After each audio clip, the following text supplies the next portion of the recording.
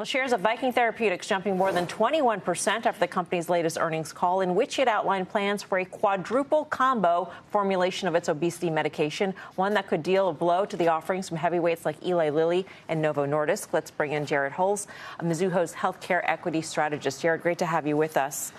Was this really a surprise to the tune of up 21%, the quad combo? Yeah, I mean, I think when we look at Viking today versus yesterday, what they kind of revealed is that they can dose the drug way higher than a lot of investors thought. Mm-hmm. So when you triple or quadruple the dose, that was the underlying assumption. What it says to the street is they believe the drug is incredibly tolerable if they're willing to go that high. And if the drug is tolerable at higher doses, you probably get better efficacy as well. So we'll see. There's a big obesity meeting next weekend. That's where they're going to reveal some of this data, not all. So we'll get a better sense. So that specifically is VX2735, which is the oral obesity drug. And so they're going to have a poster that drops, I think, on the 3rd. So it's going to at Obesity Week. So that's going to be a big catalyst. But in terms of the amylin calcitonin sort of combination there, and then plus in combination with that drug, that seemed to be the sort of upside, the sort of, wow, that could be a game changer for Viking in terms of differentiating it in the market. Yeah, that's the key. Differentiation is what I think Viking wants to see. That's what investors want to see, and it's what corporates want to see. I mean, we've talked about a lot of pharma companies missing this initial wave, and they're all looking for differentiation, whether it's Merck or Pfizer or other companies that are not really in the market but could be or should be. I think that's what the significance of the headline for Viking was today. What is next for Viking in your view?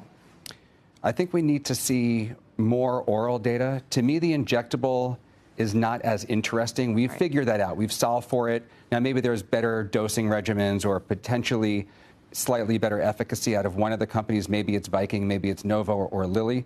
But the oral, I think, is the bigger deal. And the reason for that is Novo has had a couple of hiccups this half, which is very unusual. The CB1 data was not very good, at least the headline numbers were not very good.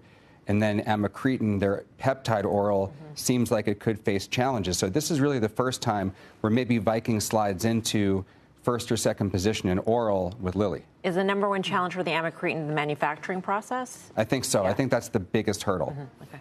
So I was thinking you were going a different way. What's going to happen for the company? But that wasn't what you were going for. In terms of, are they a takeout or whatnot? Yes. I mean, I know they raised money higher than here, but I mean, obviously it's the most exciting space, and I don't know how long. So, how big a risk will somebody take? Do you think? Well, it's an $8 billion company. They've got $1 billion in cash, so they'll tell all of us that they believe they have enough money to fund the injectable and the oral trials, basically through approval. At that point, they'll need a lot more for manufacturing and commercialization. But yeah, I look at Viking as, it's at the top of the list in terms of what I think should get a look. I think the question comes down to price. You're going to have to pay $15+ billion for the company outright, and then another several billion every year to manufacture and supply the channel. We've seen just how much money the other companies have thrown at this just this year. So you've got to be willing to take that initial hit and then continue to invest behind it. So it's going to be dilutive for a while. But yes, I think, we know what the numbers are. This is a $100 billion market according to pretty much everyone on Earth. So yeah, I think the possibility or the potential is high. I guess then the question is, with that potential, can they go it alone? I mean, do they have the $1 billion, but this probably only gets them so far. Yeah. But can they, because I'm sure given the choice of the two, they'd rather go it alone. They can go it alone. They'll just have to be kind of perennial money raisers until the sales are at a point where their cash flow break even or positive. But yes, they could go at this alone. I mean, the manufacturing, I believe they think they can do, but they've also mentioned publicly partnering, getting acquired. So these are all things, I think they're trying to consider everything, every option. But yeah, long term, could they go at it alone? Definitely. It's just going to take a lot of money.